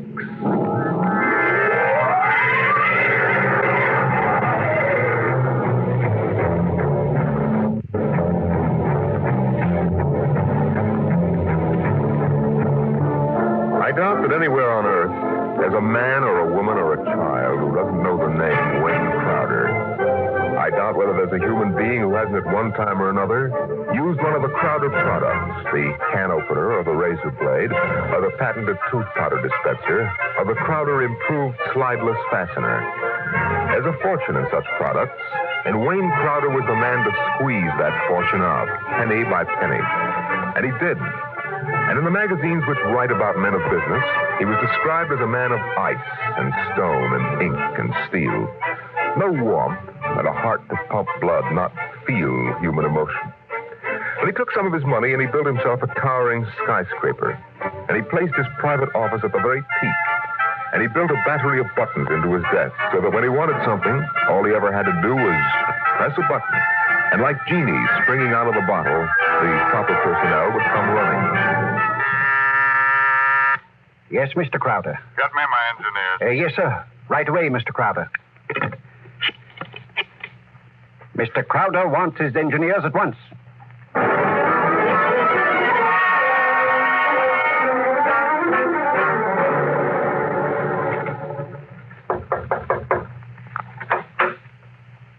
Here are your engineers, sir. All right, close the door and get out. Now, gentlemen, sit down. Gentlemen, I hired you because you're the best engineers I was able to find. They tell me you can do anything. They tell me if there's a scientific fact known in the world, even if it was discovered 6 hours ago, you gentlemen are up on it. All right, I want to put that to work. Gentlemen, I want you to build me a spaceship. What? A spaceship, sir? That's right. I've decided that I'm going to be the man who gives space flight to mankind. Any questions? Well, I don't know, sir. We can design such a ship. That part's not too hard. The basic blueprint has been in existence for many years. The submarine is the model for the shape and the form, but... Yes? But we have no way of providing the motor to power such a ship. When the ship's ready to fly, there'll be a motor. Sir, I don't like to contradict you, but you see, scientists have been searching for a motor power for spaceships for decades now without success.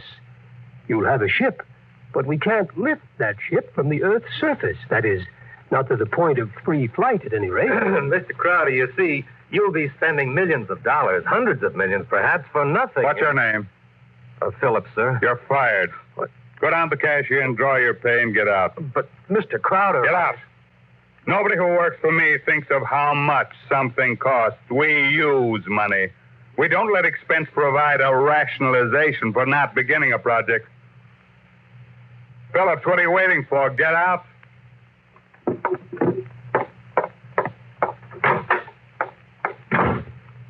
Gentlemen, any other comments? The ship will be built, of course, Mr. Crowder. But the fact still remains. We can't power it. You design the ship. I'll find the motor for you. Where, sir? That's a fair question. The answer is, I don't know. But somewhere in the world, there's a man who does know the secret. Long before Henry Ford, there was Leonardo da Vinci. And long before him, there was Archimedes. And long before him, there was some Stone Age genius who invented the wheel when the only thing the mob could conceive was dragging things around on their backs. I want that motor. And I'll root out the man who has the theory which will let us build it. I'll find him. Money will be available to him, an organization, my backing, and we'll get what we want. You're going to be plagued with a host of crackpots, sir. Obviously. So it's going to be your job to separate the wheat from the chaff. But anyone who shows up with a promising idea, no matter how fantastic it sounds, is going to have a chance to show what it can do. How quickly do you want this done, sir? Yesterday. Yes, sir. Anything you need. Well, Mr. Crowder, we'll need construction yards, sir, and certain machinery and a great many materials, of course. A labor force. Get them. Send me the bills. I don't want to be bothered with minor details. Yes, sir. One more thing, sir. Phillips, sir. Yes? We need him, sir. He's a top man on electronics. He's a vital cog in our team. I don't want Phillips working for me. That's clear, I hope. Who else in the country knows what he does? Not one in this country, sir. There's a man in Asia, though. Get him. We've tried before, Mr. Crowder. He's working on an important project for his country. I'm not concerned with details. Now get that man, pay him what he wants, but get him. Sir, you don't understand. I understand, man. If this man quits his job, that whole project will collapse. It means the welfare of many people, millions of people in his country. And he has a high sense of patriotism. By that sense of patriotism. Now, that's all. I don't want to see you again until you have a report of work in progress. Yes, sir.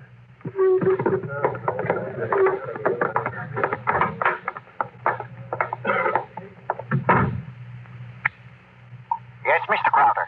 As a man named Phillips going to draw his pay, I want 2 company policemen to meet him at the cashier's office and escort him from there directly off the premises, and I want them to be emphatic about it. Yes, Mr. Crowder. And notify the newspapers, the television, and the radio networks, periodicals, and the scientific journals that I'll receive the press in my office this afternoon at 3:30. I have an important announcement to make.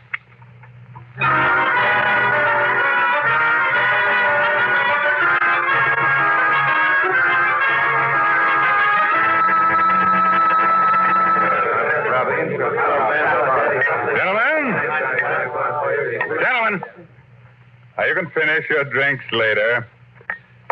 Gentlemen of the press and ladies, it's my pleasure to be able to tell you that I'm in the process of constructing a spaceship. Any questions? Did you say a spaceship? That's right. That's what I thought you said. I knew the drinks weren't that strong. I expected it might be something of a shock to you all. Mr. Crowder, is this spaceship under construction now? It is. Well, according to your plans, is it intended for interstellar flight or merely for flight between planets? This is a beginning only, and my intentions are quite modest. I expect the ship to be able to pursue a course between Earth and Mars or between Earth and Venus. For the present, any longer trips are not contemplated. You've solved the problem of motive force, then? No, I haven't. But what sort of... You mean you don't have any means of propulsion for the spaceship? That problem is not solved as yet. It will be. That's why I called you in this afternoon. I want you to announce that I have $100,000 in cash waiting for the man or woman who first brings me the basic idea for such a motor.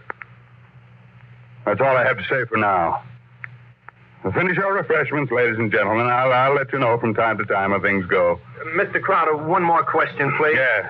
Do you have a name for the spaceship yet? No, not yet. Then let me suggest one. Yeah?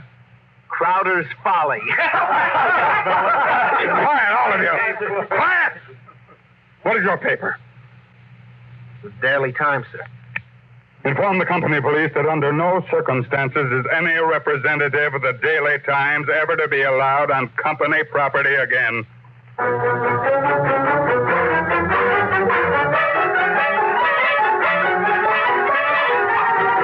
Wayne Crowder is offering $100,000 to any inventor who can produce an engine capable of driving a spaceship. Wayne Crowder is offering $100,000 to any inventor who can produce an engine capable of driving a spaceship.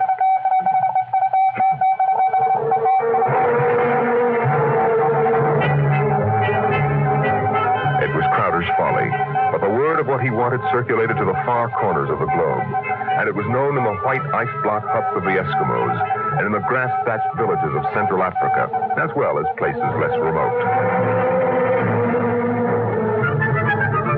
And the Crowder office became the Mecca and the heaven for the lunatic fringe of humanity. Their blueprints and scale models clogged its corridors, and more applicants came to the great skyscraper. Well, listen, I got something to say. I told you, don't want these people in my office till the screen. Now, get out. Get out. Every time I open that door, they surge in like a tidal wave. I have a progress report for you, sir, on the construction of the ship. Go ahead. I've spent $13 million for the yards, the equipment, including 3 gantry cranes, several dozen presses, thousands of dies, and so forth. Go on. We have 12,000 people working for us directly, not including subcontractors and their labor force. What about the ship? Mr. Crowder, the ship is finished as far as we can go. Certain additional construction cannot be done now because it depends on the shape and the mass of the engine, on the type of fuel, on the weight of that fuel. I see. All right, lay off everybody we don't need. I've ordered that, sir. Miss Crowder, is it possible that no one will turn up with a motor? That's the one thing that's not possible. He will come. Money and determination will buy anything. Now close the door on your way out. Yes.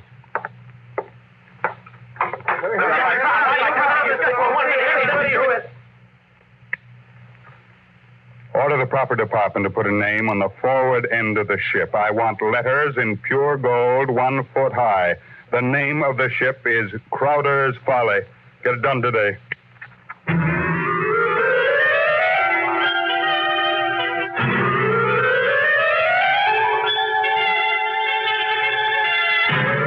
The sun rose in the morning and glinted rose on the silver sheen of the hollow ship's skin.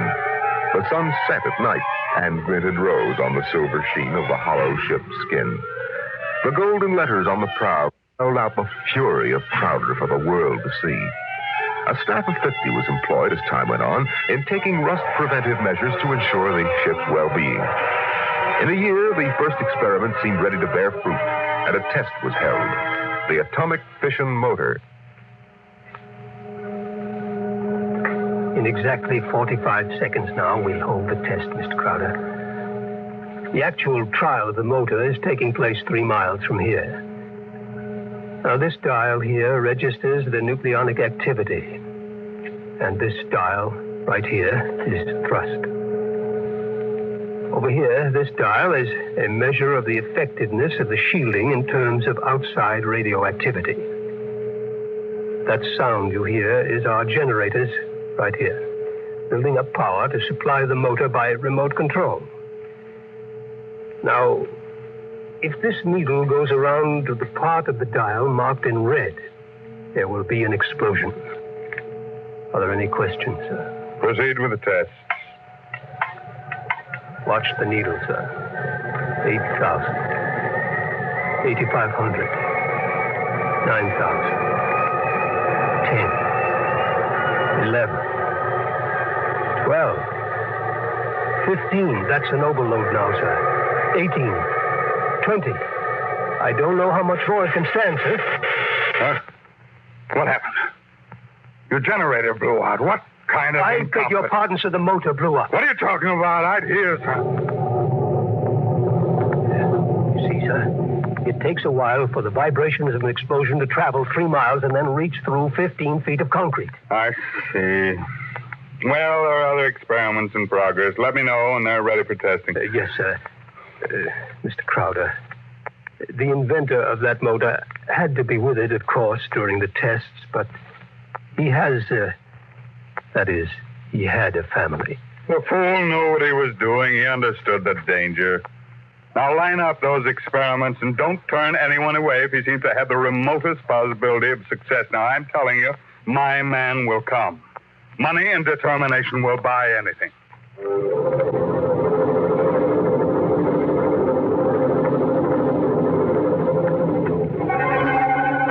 And strangely enough, Crowder was right.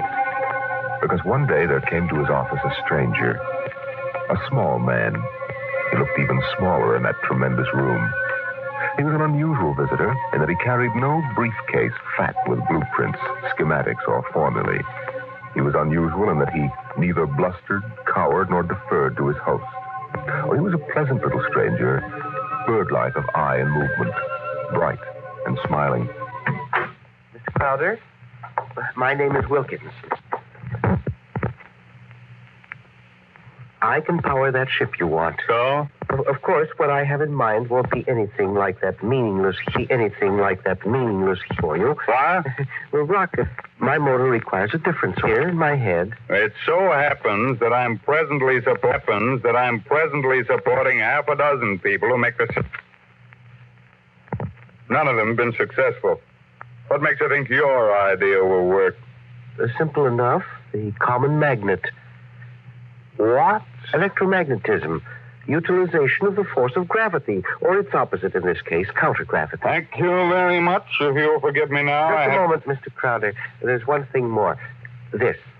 I've seen pieces of metal before, thank you. How high from your desk would you say I'm holding it? I'm very sorry, Mr. Wilkins. Do you want to leave or do you want to be escorted out? This will only take a second, sir. How high from your desk would you say I'm holding this piece of metal? A foot and a half. And if I let go, then in less than a second, a fraction of a second, it should fall to your desk. Now, look, I don't want the surface of that desk marred. But will it be? You see, I have let go of the metal, is that right? What? Good Lord. Many seconds ago, it should have crashed to the desk, am I right? This is incredible. Well, if you want to speak to me anymore, I'll be right outside. But it hasn't fallen. That's right, sir. It hasn't fallen. Floats in the air. That's right, sir. It floats in the air. How do you do it? Well, why don't you call your engineers and ask them? I'll wait outside. Get me my engineers immediately.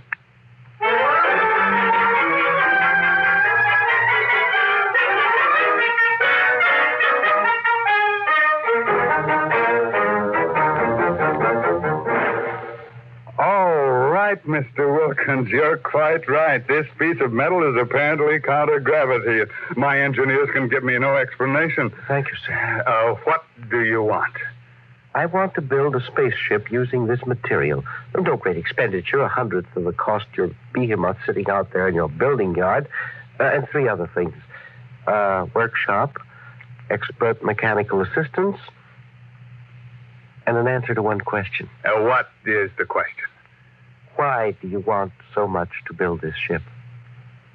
Frankly, because I love power. Because I'm ambitious. I want to be the master, not only of one world, but of worlds. That's an honest answer.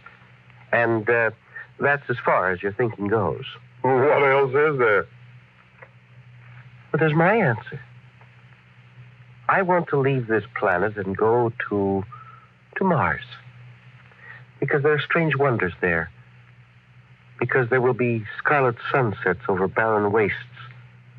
And in the star-strewn night, the thin, cold air of a dying world stirring in restless sighs across the valleys of the dry canals. You may laugh out loud if you wish, Mr. Crowder. I prefer that to the peculiar repressed smile you're exhibiting now. You're a very lucky man, Mr. Wilkins, to have scientific talent, because your talents as a poet are inferior and very sentimental. Well, all right, you're a sentimentalist and I'm mentalogic. No matter, we can work together, you and I. Your workshop will be ready by morning. If you need money or materials or personnel, just tell my engineers. You'll get it, or I'll know the reason why. That's all. Thank you, sir.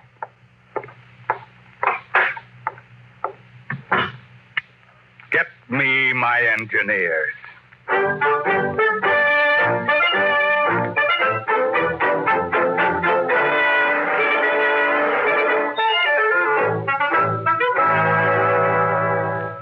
Yes, Mr. Crowder. Now, we have 50 men working on preserving that useless hulk out there in the construction yards. Lay them off. Now, how many others? But the ship will deteriorate if we do that, sir. Let it rot. Lay them off. Yes. Now, how many other employees are still working for us on the project? About 3,000, sir, including the people working on experimental motors. Get rid of them. But, sir... Get rid of them. Well, Mr. Crowder, I never thought you'd drop this project. You were so adamant on it. I'm not dropping anything but dead wood. Well, you saw what Wilkins had to offer. He's my man, and the rest is junk. Mr. Crowder, he might fail. We ought to have a minimum of protection against... I say he won't fail. Yes. You just lay everybody off that isn't needed. Give him 2 weeks' pay and my thanks for a thankless job well done, that's all. Yes, sir. I'll get it done, sir. What, a year's work? Yes, and 10 years or 20 years, now do the same thing. That's why you're an engineer and I'm an executive. That's why you work for me, because when I have to, I can be ruthless with my own mistakes. What are you waiting for? I was just thinking, Mr. Crowder, what would happen to me if my usefulness to you were over? I've worked for you for 30 years now. Just don't give me any occasion to consider your usefulness terminated. That oughtn't be too hard. Yes. What? Nothing, sir. I'll make the arrangements at once.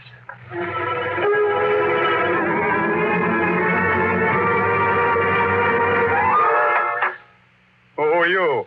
What do you want? I tried to stop him, sir. Well, speak up, man. My name is Jarvis Ushtri.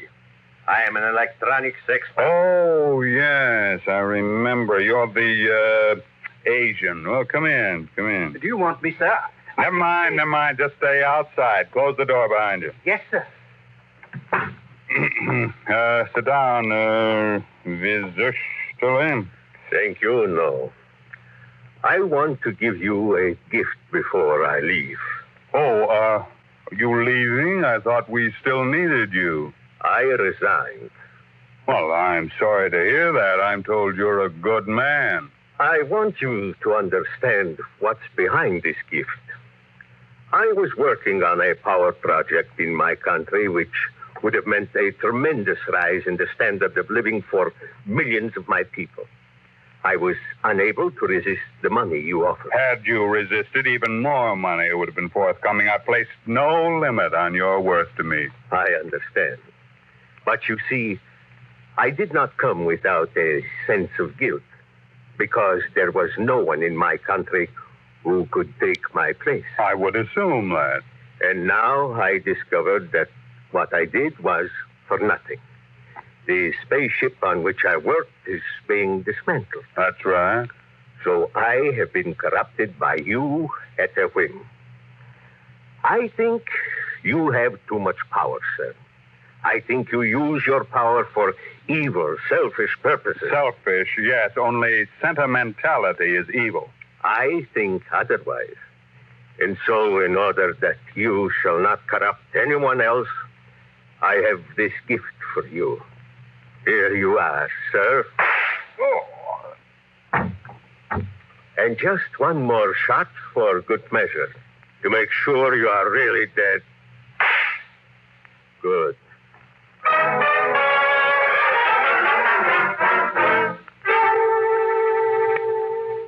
There's a man on his way out by the name of Jarvis Ushtali, an engineer. He's not to be molested. He probably won't stop at the cashier, so I want a check for 6 months' salary in advance, mailed to his home address. The man showed a certain quality of ruthlessness, which is deserving of recognition. And have the chief of the company police bring me a new bulletproof vest. This one seems to have been dented in 2 places.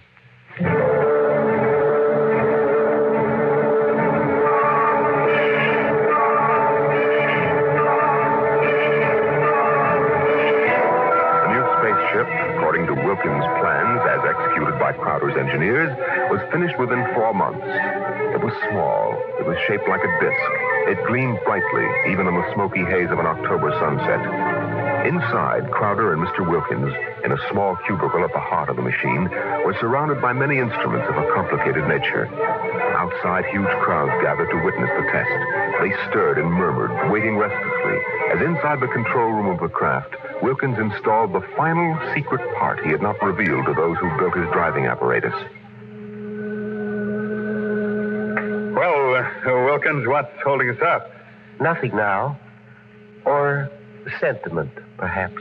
What? A wish to look once more on Earth's familiar scenes. Here, now the screening is removed. Look at the people out there. Never mind looking out there. Let's leave that thing closed. You're a sentimental fool. Or are you afraid? Or did you decide at that last minute that your invention won't work? It will work. Oh, sit down, Mr. Crowder. And do me a favor. When I press this button, will you please press the button on the arm of the chair you're seated on? I'll tell you when. Turn on your motor. I want to hear its roar and feel its tug as we cut loose from Earth's gravity and fly outward into space. That might be a moment in which I'd share your sentimentality. Press your button now, sir. Thank you. This is all hoax. I'm beginning to distrust you, Wilkins. When are we going to take off? You said at 5 sharp, and it's 2 minutes after 5 now. Well, do we move or don't we? Mr. Crowder, we're already moving. The button you pushed was to nullify the effects of acceleration. If you don't mind, I'd like to open the screen again. Now, if you care to look for yourself. Wilkins, we're in space. Look down at Earth. How far we've come. What? It's no bigger than a toy balloon. A dime. A firefly. Man, Wilkins, you done it. Yes. I swore to be the first man to conquer space, and I've done it. It's a triumph of power and ambition. And sentiment. No, blast sentiment. Your maudlin dreaming would have died unborn except for me. I made this possible, Wilkins. Don't ever forget that. My capital, my forcefulness, my will. Look out there. Space. Stars that never were seen from Earth. But this is only the beginning. We'll build a larger model, one great enough to hold 100 men, 1,000, and cargo besides. I'm the master of the planets. Wilkins, turn back now. No. What? I said turn back. No. But we've proved the ship can fly. Now turn back. I want to start work at once in preparation for the long flights to come. Not so. We will go on. What are you doing, defying me? Are you crazy? I'll break your puny little body into pieces. Mr. Crowder, can you control this ship? Would you like to be stranded out here in space? Just adrift in space without control? Would you like that? Turn back. No. You're crazy. You're crazy. Crazy? No. Sentimental? Yes. Your money and ambition paved the way, that's true. But sentiment was the vital factor that sent me to you. You'll forgive me if I remove these primitive clothes. Who are you? Well, it's all right, Mr. Crowder. There is no need to be so terrified because you've had your first close look at a Martian going home.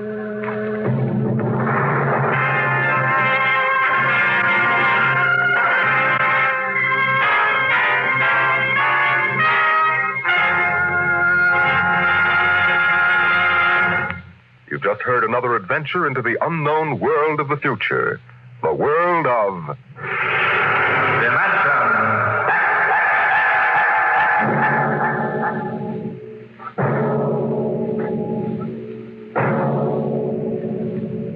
A private detective receives many strange assignments, but none has ever received one quite like that given to the investigator we're going to tell you about next week, as we bring you from the pages of the September issue of Astounding Science Fiction, Untitled Story.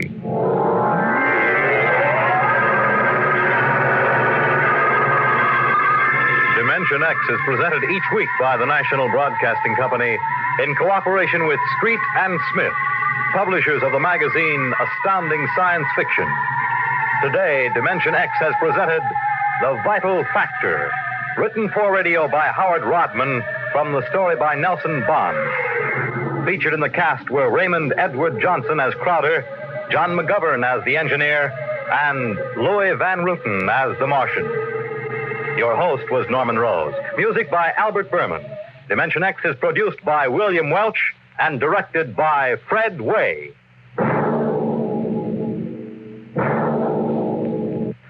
Dragnet, the story of your police force, is next on NBC.